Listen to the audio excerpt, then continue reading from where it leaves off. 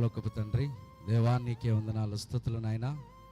ఈ ఉదయకాల సమయంలో నీ పాదాల చెంత మొరపెడతా ఉన్నాం. ఇంతవరకు పాటలు పాడి నిన్ను స్తుతించి నిన్ను గణపరిచి ఉన్నాం.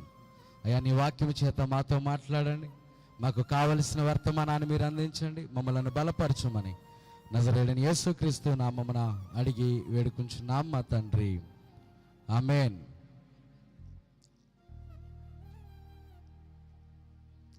దయచేసి అందరూ కూడా కూర్చుందాం. సర్దుకొని కూర్చోవలసిందిగా తెలియపరుస్తూ ఉన్నాం.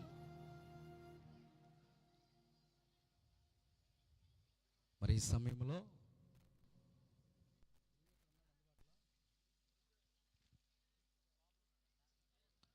మంచిది. ఈ సమయంలో దయచేసి మరి చిన్న బిడ్డలు ప్రతి ఒక్కరూ కూడా మరి సర్దుకొని కూర్చోవలసిందిగా తెలియపరుస్తూ ఉన్నాం. మరి ఆత్మీయ తండ్రి గారు కొద్ది నిమిషాలు దేవుని యొక్క వాక్యాన్ని అందించబోతూ ఉన్నారు. మరి చప్పట్లు కొడుతూ ప్రేమతో ఆత్మీయ తండ్రి గారిని ఆహ్వానించుకుందాం. ప్రతి ఒక్కరము కూడా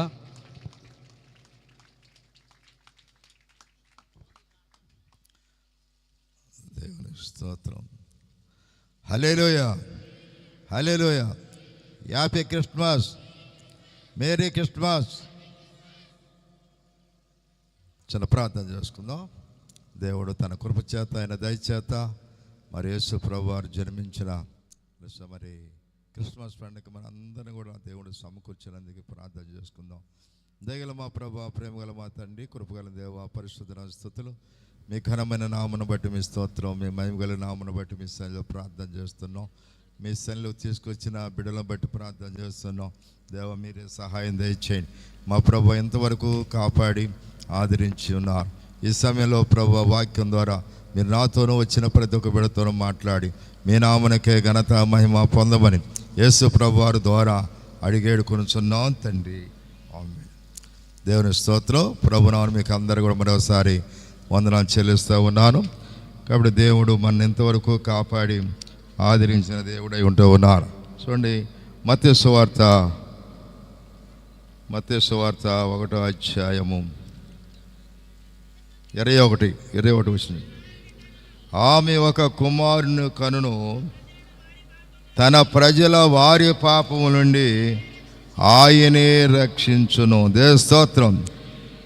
ఆమె ఒక కుమారుని కన్ను, తన ప్రజలను వారి పాపం నుండి ఆయనే రక్షించును. దేవుని స్తోత్రం. ఇక్కడ ఆమె ఒక కుమారుని కనును అంటూ ఉన్నారు. ప్రజల వారి పాపం నుండి ఆయనే రక్షించును. దేవుని స్తోత్రం. యేసు ప్రభువారు ఎందుకని వచ్చారంటే రక్షించడానికి వచ్చి ఉన్నాడు. ఆమె ఒక కుమారుని కనును, వారి పాపం నుండి ఆయనే రక్షించును గనుక ఆయనకి యేసు అని పేరు పెట్టబడదు అంటూ ఉన్నాడు. దేవుని స్తోత్రం. కాబట్టి యేసు ప్రభువారు ఒక కుమారుగా ఆయన లోకానికి వచ్చి ఉన్నారు. అదే మరి ఈ లోకంలో యేసు ప్రభువారు రాగతలకనే యేసు ప్రభువారి గురించి ప్రవక్తలు చెప్పారు. యెషయా గ్రంథం 7వ అధ్యాయము 14 వచనం చూసినట్లయితే అంటే చూసినట్లయితే ప్రభు తాని యొక్క సూచన మీకు చూపును, ఆలోచించుడి, ఆలకించుడి, కన్యక గర్భవతి కుమారుని కనును. దేవుని స్తోత్రం. హల్లెలూయా. ఎవరంట? కన్యక. పెళ్లిగానే ముందుగానే 700 సంవత్సరాల క్రితమే ఇక్కడ యెషయా ప్రవక్త పలుకుతున్నాడు. ఇదిగో కాబట్టి ప్రభు తాని ఒక సూచన మీకు చూపించును, ఆలకించుడి. ఏమంట? కన్యక గర్భవతి అయి కుమారుని కని అతనికి ఇమ్మానుయేలు అనే పేరు పెట్టబడును. దేవుని స్తోత్రం.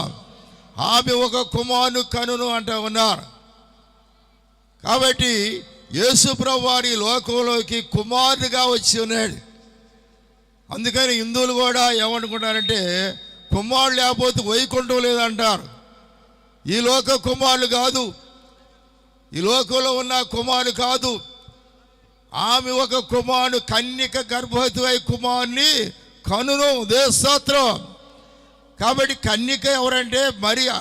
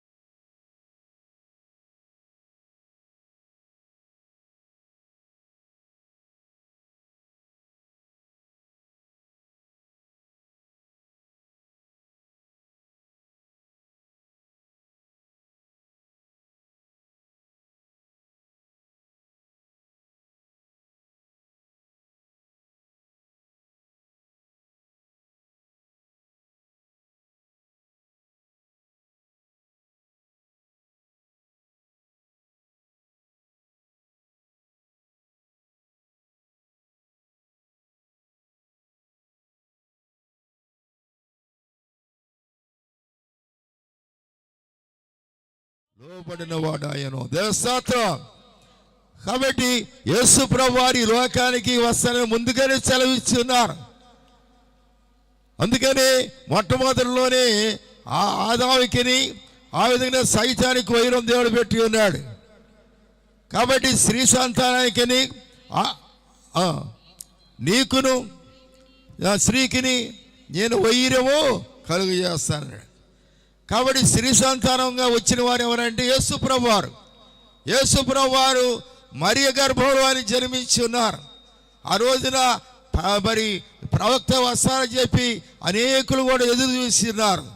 కానీ మరియ గర్భంలో దేవుడు జన్మించి ఉన్నాడు. చూడండి ఆ మాట కూడా లోక సువార్త 1వ అధ్యాయము 26వ వచనం చూడండి. ఒక అంటాడు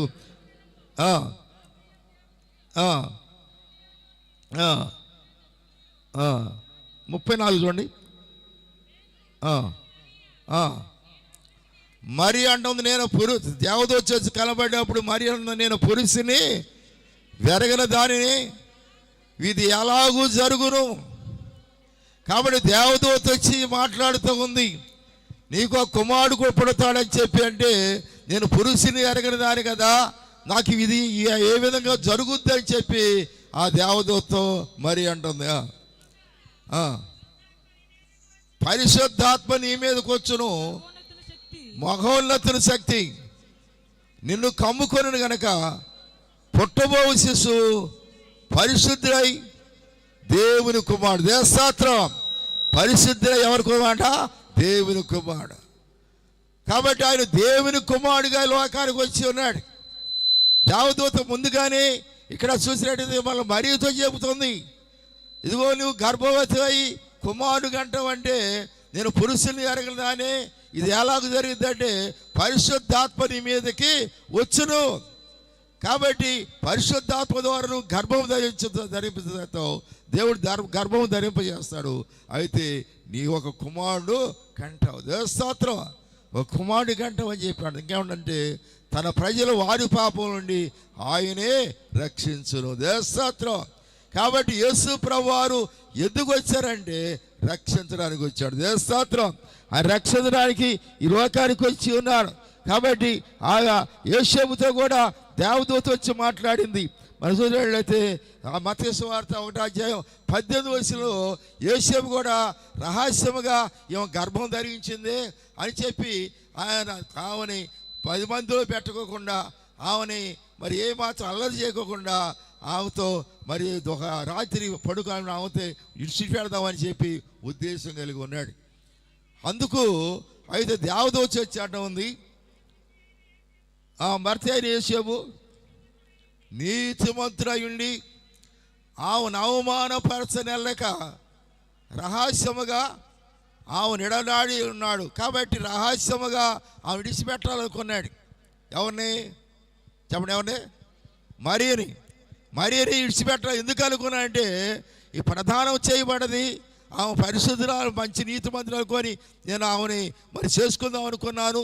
కాబట్టి ఎందుకు ఈ విధంగా జరిగిందని ఆలోచిస్తూ రహస్యంగా విడిచిపెడదామని ఆలోచన కలిగి ఉంటే అతడు ఈ సంగతుల గురించి ఆలోచించుకొనుచుండగా ఇదిగో ప్రభుదూత ఆ స్వప్నమందు అతనికి ప్రత్యక్షమైంది. దేవస్తోత్రం. ఎవరికి ప్రత్యక్షమైంది?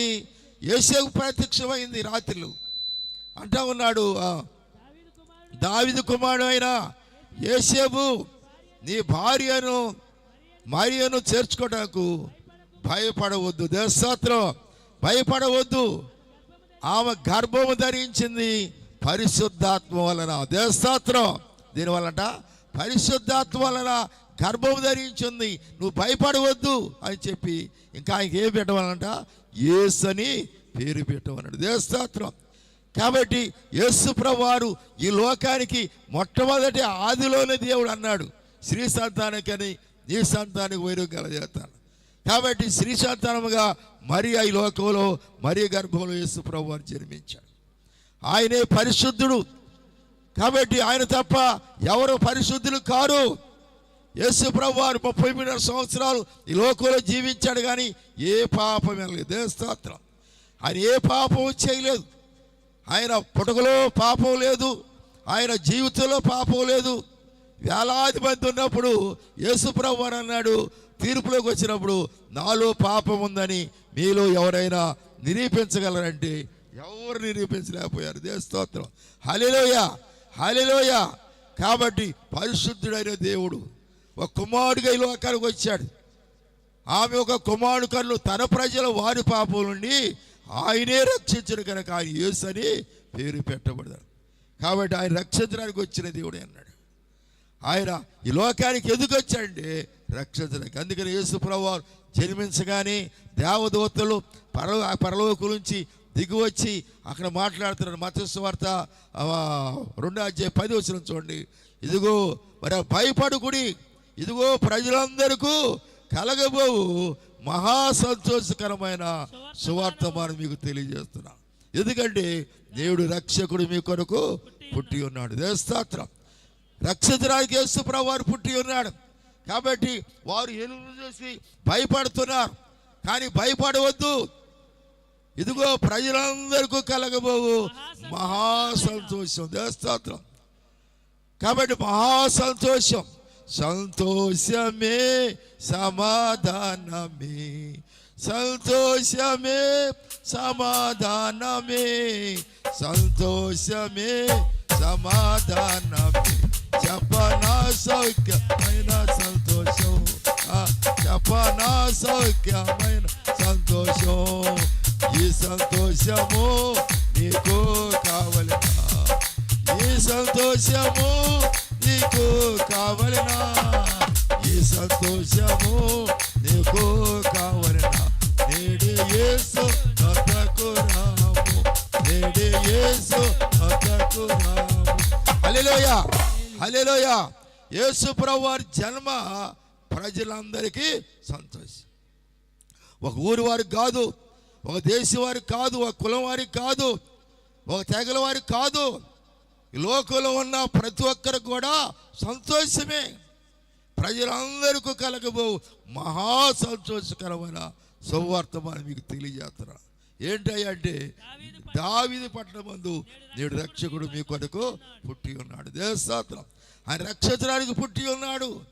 ఇగో మీరు వెళ్ళి చూడండి, మీరు వెళ్ళి చూస్తే ఆయన ఒక పశువుల తొట్టులో పరుండుట మీరు చూసిద్దరు.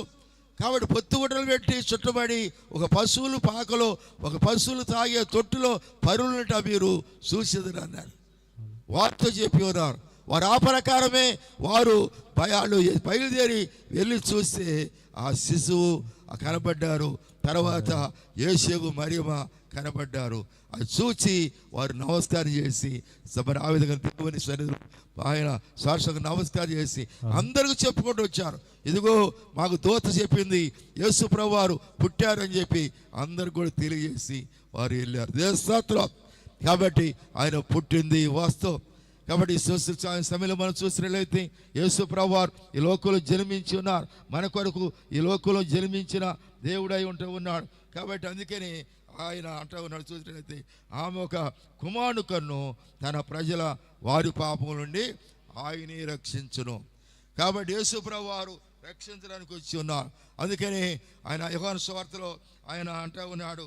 అయితే లోక సువార్తలో 19:10 అంటాడు, నశించిన దాన్ని వెతికి రక్షించడానికి మనిషి కుమారుడిగా ఈ లోకంలో వచ్చాడు. దేవస్తోత్రం. నశించిపోవచ్చుండగా లోకం పాపంతో నిండి ఉండగా, అక్రమమైన జీవితాలు నిండి ఉండగా, నశించిపోవచ్చుండగా యేసు ప్రభువు వారి లోకానికి వచ్చి ఉన్నారు. నశించిన దాన్ని వెతికి రక్షించడానికి మనిషి కుమారుడిగా ఈ లోకానికి వచ్చాడు. దేవస్తోత్రం. ఏ కుమారుడట? మనిషి కుమారుడు. దేవుని కుమారుడు మనిషి కుమారుడు.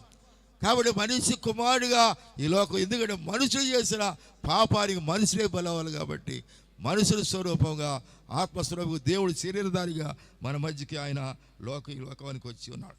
అందుకని యోహాను గారు ఆయన అంటాడు, చూసినట్లయితే ఆయన యోహాను సువార్త 1:5-9 అంటాడు, ఇదిగో లోక పాపం మోసుకొని పోవు దేవుని గొర్రె పిల్ల. దేవస్తోత్రం. ఎవరి పాపం అంట? లోక పాపం. లోకంలో అందరి పాపం, ఒకరి పాపం కాదు, ఒక దేశం వారి పాపం కాదు, అందరి పాపం. లోకంలో ఉన్న ప్రతి ఒక్కరి పాపములను మోసుకెళ్ళడానికి యేసు ప్రభువు లోకానికి వచ్చాడు. లోక పాపలు మోసుకొని పోవు దేవుని గొర్రె పిల్ల. దేవస్తోత్రం. కాబట్టి ఆయన గొర్రె పిల్లగా ఈ లోకానికి వచ్చాడు. అందుకని యెషయా గ్రంథంలో అంటాడు, వదగ దేపడిన గొర్రె బొచ్చుడిచ్చి కత్తిరించేవాడంటే ఏదైతే మౌనుగుండునో ఆయన నోరు తెరవలేదు. యెషయా గ్రంథం 53 అధ్యాయాలు అంటాడు.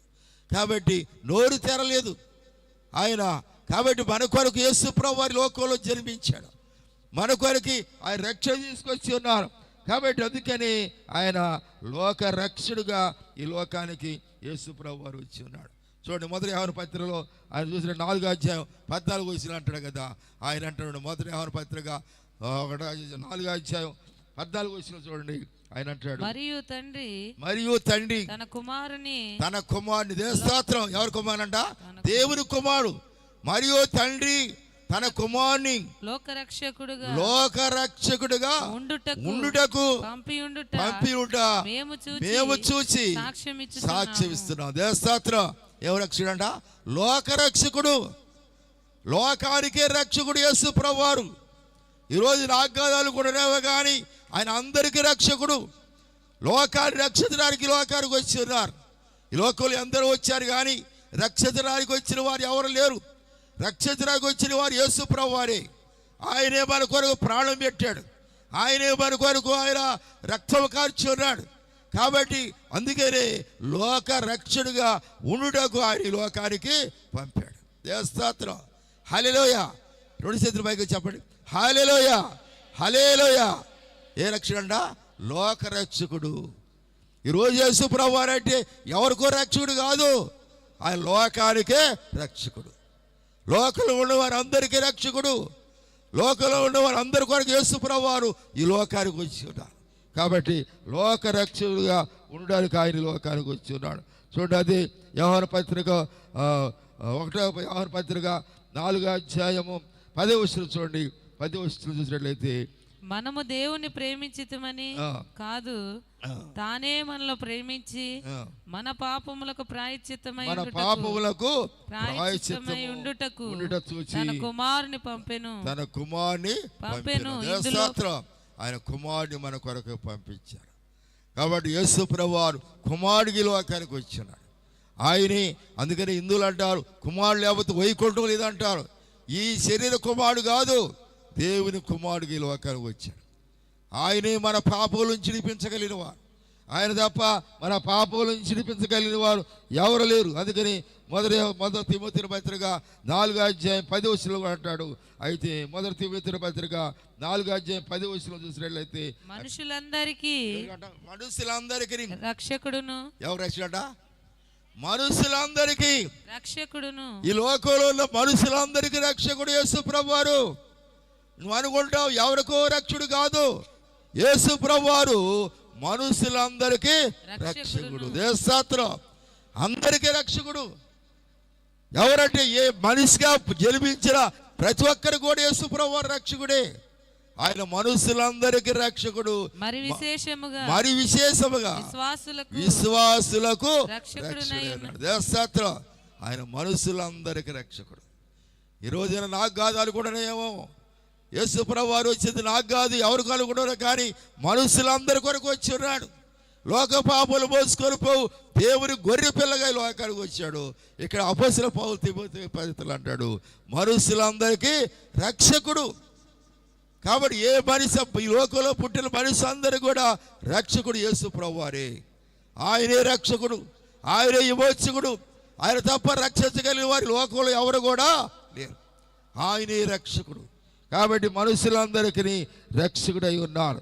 అయితే ఇంకేమనంటే ఆయన మొదటి తిమోతి పత్రిక 1వ అధ్యాయం 15వ వచనం చూడండి. ఎందుకు వచ్చాడంటే పాపులను రక్షించుటకు. దేవస్తోత్రం. హల్లెలూయా. ఎవరు రక్షించుటకట? పాపులను రక్షించుటకు క్రీస్తు యేసు లోకములకు వచ్చి ఉన్నారు. దేవస్తోత్రం. దేనికంట? పాపులను రక్షించడానికి. కాబట్టి పాపులను రక్షించడానికి యేసు ప్రభువారు ఈ లోకానికి వచ్చి ఉన్నారు. వాక్యము నమ్మదగినది, పూర్ణాంగీకరణకు యోగ్యమైన. దేవస్తోత్రం. ఎవరు రక్షించాలంట? పాపులందరూ రక్షించాలి. అందుకని రోమీయులకు రాసిన పత్రిక 3వ అధ్యాయం 23వ వచనం అంటాడు, ఏ భేదము లేదు, అందరూ పాపము చేసి దేవుడు అనుగ్రహించే మహిమను పొందలేకపోతారు. దేవస్తోత్రం. కాబట్టి అందరూ పాపులే. లోకంలో పరిశుద్ధులు ఒక్కడ లేడు అని చెప్పి దేవుని వాక్యం సెలవిస్తుంది. అందుకని దావీదు గారు అంటాడు, నా తల్లి గర్భంలో పాపంలో పుట్టాను, పాపంలో తల్లిలోని గర్భం ధరించింది, అంతరంగంలోని సత్యము కోరుచున్నాం అంటాడు 51వ కీర్తనలో. కాబట్టి పాపములను రక్షించడానికి యేసుక్రీస్తు వారు ఈ లోకానికి వచ్చారు. అందరూ పాపులే. మన జన్మ పాపం ఉంది. ఆ పాపంలో చిడిపించగలిగే వారి లోకంలో ఎవరు లేరు. అందుకని పాపులు రక్షించడానికి క్రీస్తు వేసి లోకంలో వచ్చిన వాక్యము నమ్మదగినది, అది పూర్ణాంగీకరణకు యోగ్యమైనది. స్తోత్రం. ఆయనే రక్షించగలిగినవాడు, ఆయన విమోచించగలిగినవాడు. కాబట్టి ఆయన తన కుమారుని లోకంలో పంపిస్తున్నాడు. అందుకని యోహాను పత్రిక సువార్తలో 1:29 అంటాడు యోహాను గారు, ఇదిగో లోక పాపాలు మోసుకొని పోవు దేవుని గొర్రె పిల్లగా లోకానికి వచ్చాడు. దేవస్తోత్రం. గొర్రె పిల్లగా లోకానికి వచ్చాడు. మనందరి పాపములను మోసుకెళ్ళడానికి ఈ లోకానికి వచ్చాడు. మనందరి కొరకు ఆయన శిలువలో రక్తం కాచాడు. మనందరి కొరకు యేసు ప్రభువు వారి లోకంలో జన్మించారు. ప్రజలందరికీ కలగవు మహా సంతోషకరమైన సువార్తమానం మీకు తెలియజేస్తారని దేవదూత చెప్పింది. కాబట్టి ఈ లోకంలో యేసు ప్రభువు వారి జన్మ ప్రపంచం అంతటి కూడా, ఒక దేశం కాదు, ఒక రాష్ట్రం కాదు, ప్రపంచం అంతటి కూడా యేసు ప్రభువాన్ని ధ్యానం చేస్తున్నారు. ఆయన రక్షకుడు, ఆయన సృష్టికర్త అయిన దేవుడు. అందుకని వీళ్ళందరూ కూడా మత్తయ్య, మార్కు వీళ్ళందరూ కూడా ఇదంతా పుటకల గురించి చెబుతుంటే, అయితే యోహాను గారు అన్నాడు, ఏమన్నాడంటే యోహాను సువార్త 1వ అధ్యాయంలో మొదలు చూస్తే ఆయన అంటాడు, ఆది యందు వాక్యముండెను, వాక్యము దేవుడై ఉండెను, వాక్యమే దేవుడై ఉండెను. దేవస్తోత్రం. ఆదిలో ఉన్నాడు యేసు ప్రభువు. అంటే ఇప్పుడు వచ్చేదాన్ని కాదు, ఆయన ఆదిలో ఉన్నాడు. అనేకులు అనుకుంటున్నారు 2025 సంవత్సరం కదా యేసు ప్రభువు వారి లోకాలకు వచ్చాడంటే ఆయన ఆదిలో ఉన్న దేవుడు. దేవస్తోత్రం. ఆయన సృష్టికర్తమైన దేవుడు రక్షించడానికి యేసుక్రీస్తు వారిగా శరీరం ధరించుకొని లోకానికి వచ్చాడు. నీ కొరకు, నా కొరకు, మనం నశించిపోట దేవునికి ఇష్టం లేక ఆయన లోకంలో జన్మించి ఉన్నారు. మన కొరకు ఈ లోకంలోకి వచ్చి ఉన్నాడు. అందుకని సమరీ స్త్రీతో కూడా ప్రభు మాట్లాడుతూ ఒక మాట అన్నాడు. చూడండి, యోహాను సువార్త 4వ అధ్యాయం 42-41 చూడండి. యోహాను సువార్త 4వ అధ్యాయం 41. సమరీ స్త్రీతో ప్రభు మాట్లాడుతూ ఉంటుండగా ఆయన ఒక మాట, ఆయన మాటలు వినినందున ఇంకను అనేకులు నమ్మిరి. ఆ స్త్రీని చూచి ఇక మీదట నీవు చెప్పిన మాటను బట్టి కాక మా మట్టుకు మేము విని ఈయన నిజముగా లోకరక్షకుడని. దేవస్తోత్రం. హల్లెలూయా. వారు సాక్ష్యం చెబుతున్నారు.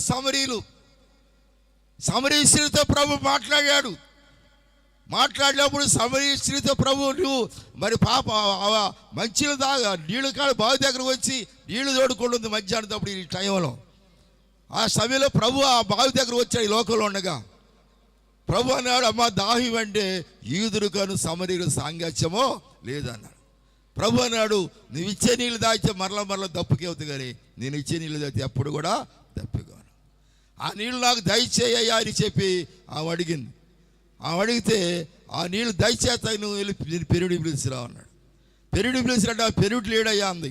నిజమే, నీ పెరుడు లేడన్నమాట నిజమే, కానీ నీకు 5 పెరుడులు ఉన్నారు, ఉండవాళ్ళు ఒక్కడు కూడా నీ పెరుటి కాడు, నువ్వు సత్యమే చెప్పావని ప్రభు అన్నాడు. అప్పుడు అంటుందావా, నువ్వు ప్రవక్తవని నేను గ్రహించుతున్నావు. దేవస్తోత్రం.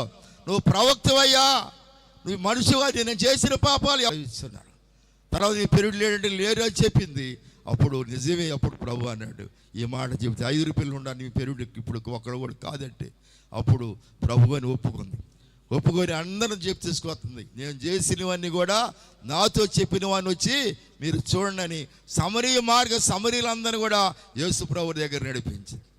ఆ చూసి యేసు ప్రభువుని చూసి అంటూ ఉన్నారు, అయితే నువ్వు మాటలు బట్టి కాకుండా ఈయన లోక రక్షకుడు. ఏ లోక రక్షకుడా చెప్పండి? ఏ రక్షకుడు? లోకానికి రక్షకుడు. దేవస్తోత్రం. లోక రక్షకుడు అని వారు సాక్ష్యం చెబుతున్నారు. ఈరోజు నువ్వు అనుకునేమో దేవుడు నీకు రక్షణ తీసుకొచ్చున్నాడు, నాకు రక్షణ తీసుకొచ్చున్నాడు. ఈ లోకంలో ఉన్న వారందరినీ కూడా రక్షించాలని యేసు ప్రభువు వారి లోకానికి వచ్చి ఉన్నారు. లోక రక్షకుడుగా ఈ లోకానికి వచ్చాడు. కాబట్టి ఈ ఉదయకాలంలో, ఈ మధ్యాహ్న కాలంలో దేవుని వాక్యం వింటున్నా, నీవు దేవుని శైలిలోకి వచ్చిన నీవు ఆయన రక్షకులకు వచ్చి ఉన్నాడు. అందుకని ఆయన అంటూ ఉన్నాడు, అయితే ఆమె ఒక కుమారుడు కనును, వారి పాపం నుండి ఆయన్ని రక్షించడానికి. యేసు అని పేరు. యేసు అంటే రక్షకుడు, క్రీస్తు అంటే అభిషక్తుడు. కాబట్టి రక్షించడానికి అభిషేకం చేసుకొని ఈ లోకానికి ప్రభు వచ్చి ఉన్నాడు. నీ కొరకు నా కొరకు వచ్చి ఉన్నారు. ఇక్కడ ఒక ఆయన అంటూ ఉన్నాడు, చూసినట్లయితే ఆయన అంటూ ఉన్నాడు. చూడండి, అపొస్తలుల కార్యగ్రంథం 16వ అధ్యాయం 30వ వచనంలో ఆయన అంటున్నాడు, పెద్ద అధికారి అంటూ ఉన్నాడు. అపొస్తలుల కార్యం 16వ అధ్యాయం 30వ వచనం అంటూ ఉన్నాడు, వారిలో వెలుపలికి తీసుకొని వచ్చి. కాబట్టి పౌలు శిల వారు చెరసాలు వేసి వారు చాలా దెబ్బలు కొట్టి రాత్రి పగలంతా కూడా చాలా దెబ్బలు కొట్టి వారు చెరసాలు వేసి ఉండగా దేవుని వాక్యం చెబుతుంటే వారు చెరసాలు వేసి ఉన్నారు. ఆ రాత్రి పౌలు శిల ప్రార్థన చేశారు. ప్రార్థన చేస్తుండగా గొప్ప కార్యం జరిగింది. స్తోత్రం. చెరసాలు పునాదులని అయితే అందరు బంధకులు ఊడిపోయినాయి, అందరూ కూడా బయటకు వచ్చేసారు. ఈ చెరసాల నాయకుడు మేలుకొని అన్నాడు. అయితే అందరు బయటకు వచ్చారని చూసి అంటూ ఉన్నాడు, అందరూ బయటకు వచ్చారని చూసి అంటే అప్పుడు తనకు తానే పొడుచుకోబోతుంటే ప్రభు ఆయన అన్నాడు, అపొస్తలుడైన పౌలు గారు, అయ్యా మేమందరం కూడా ఇక్కడే ఉన్నాం, ఒక్కళ్ళు కూడా మేము వెళ్ళిపోలేదు అంటే అప్పుడు వెంటనే దేవుడికి వచ్చి చూసి అందరూ ఉన్నారు. స్తోత్రం. ఒక్క దొంగ కూడా పారిపోవాలి. అప్పుడు అన్నాడు చెరసాలడు, అయ్యలారా రక్షణ పొందుటకు నేను ఏమి చెయ్యాలా? స్తోత్రం. రక్షణ పొందుటకు నేను ఏమి చేయాలంటే ప్రభు అయిన యేసుక్రీస్తునందు విశ్వాసం ఉంచుము, నీవు నీ ఇంటి వారును రక్షణ పొందుతారన్నాడు. స్తోత్రం. కాబట్టి చెరసాల నాయకుడు, అంత నాయకుడు కూడా ప్రభువును తెలుసుకున్నాడు. ఆ కార్యం చూసి ప్రభువుని నమ్మి ఆయన ఇంటి కుటుంబం అందరూ కూడా బాప్తిసం తీసుకొని ఆయన బిడ్డలుగా జీవించారు. స్తోత్రం. కాబట్టి ఆయన రక్షకుడు. స్తోత్రం. రక్షకుడిగా వచ్చి ఉన్నాడు. ఆయన కుమారుడిగా ఈ లోకానికి వచ్చి మన కొరకు ఆయన సిలువలో రక్తం కార్చాడు. కాబట్టి ఆయన్ని రక్షించగలిగిన వారు, ఆయన తప్ప రక్షించగలిగిన వారు ఈ లోకంలో ఎవరు లేరు. కాబట్టి అందుకని లోక రక్షకుడిగా ఈ లోకానికి వచ్చాడు. నిన్ను నన్ను అందరిని కూడా రక్షించాలని ఆయన ఆయన అంటున్నాడు, లోపడిన ప్రజల కొరకు దినవేళ నా చేతులు సాపుతాను. కాబట్టి మన ఈ దేవుడు మరొక సంవత్సరం మరొక స్ఫుటకు తెలియన మన దేవుని జ్ఞాపకం చేసేదానికి దేవుడు ఈ సమయం ఇచ్చారు. కాబట్టి ప్రతి ఒక్కరు కూడా ఆయన మన కొరకు ఈ లోకానికి వచ్చారు. లోక రక్షకుడు ఉండడానికి ప్రభు ఈ లోకానికి వచ్చి ఉన్నారు. ప్రతి ఒక్కరు ప్రభువుని నమ్ముకొని రక్షించబడి చెరసాల నాయకుడు ఏ విధంగా నమ్ముకొని తన కుటుంబంతో రక్షించబడ్డారో అటు ప్రతి ఒక్కరు కూడా ప్రభువుని నమ్ముకొని ఆయన మార్గంలో నడుచుకొని గొప్ప మేలు పొందుటకు దేవుడు ప్రతి ఒక్కరికి కూడా సహాయం చేయను గాక. ఆమెను ప్రార్థన చేద్దాం. ప్రార్థన చేసుకుందాం. దయగల మా ప్రభు, ప్రేమగల మా తండ్రి, కృపగల దేవ, పరిశుద్ధ స్తుతులు మీ ఘనమైన నామను బట్టి మీ స్తోత్రం చెల్లిస్తున్నాం. మా తండ్రి, ఆమె ఒక కుమారుడు కనును, తన ప్రజల వారి పాపం నుండి ఆయనే రక్షించును, ఆయనకి యేసని పేరు పెట్టబడి ముందుగానే మీరు సెలవిస్తున్నారు. అటువైన కుమారుడికి ఈ లోకానికి వచ్చావు ప్రభువా. దేవ, మా కొరకు మమ్మల్ని రక్షించడానికి ఈ లోకానికి వచ్చావు అయ్యా. అయ్యా మా తండ్రి, 2025 సంవత్సరాల క్రితం ప్రభువా ఈ లోకానికి వచ్చి మా కొరకు 33 సంవత్సరాల లోకంలో జీవించి అనేక అద్భుతాలు, సూచక్రియలు, స్వస్థత కార్యాలు జరిగించి మా పాపల నిమిత్తమై శిలువలో రక్తము కార్చి మా కొరకు చనిపోయి సమాధి చేయబడి పునరుద్ధారుడిగా తిరిగి లేచావు ప్రభువా. మీకు వందన స్తుతులు చెల్లిస్తున్నాం అయ్యా. మీరే సహాయం దయచేయండి. నమ్మి రక్షణ నమ్మిన వారు రక్షణ పొందుతారని మీరు సెలవిస్తున్నారు. కాబట్టి నాయన చెరసాల నాయకుడు ఆ కార్యం చూసి అంటే నమ్మి ప్రభువా అయ్యా వారును వారి కుటుంబం కూడా రక్షించబడి ఉన్నారు నాయన. అటుగానే ప్రభువా ప్రతి ఒక్కరూ రక్షణ పొందిన ఆయన మీ మార్గంలో నడుచుకొని గొప్ప మేలు పొందగలిగిన భాగ్యం దయచేయమని ప్రార్థన చేస్తున్నాం. ఎంత గొప్ప రక్షణ మనం నిర్లక్ష్యం చేసిన వాళ్ళ ఎలాగూ తప్పించుకుందామని అపొస్తలుడైన పౌలు గారు సెలవిస్తున్నారు. కాబట్టి నాయన ఈ రక్షణ నిర్లక్ష్యం చేయక ప్రతి ఒక్కరు రక్షించబడి నీ బిడ్డలుగా జీవించగలిగిన భాగ్యం దయచేయమని యేసు ప్రభు వారి ద్వారా అడిగి వేడుకొనుచున్నాం తండ్రి. ఆమేన్. ఆమేన్. దేవుని స్తోత్రం. ప్రభు నామమునకు అందరికీ వందనాలు. దేవునికి స్తోత్రం. హల్లెలూయా, హల్లెలూయా. మంచిది. ఈ సమయంలో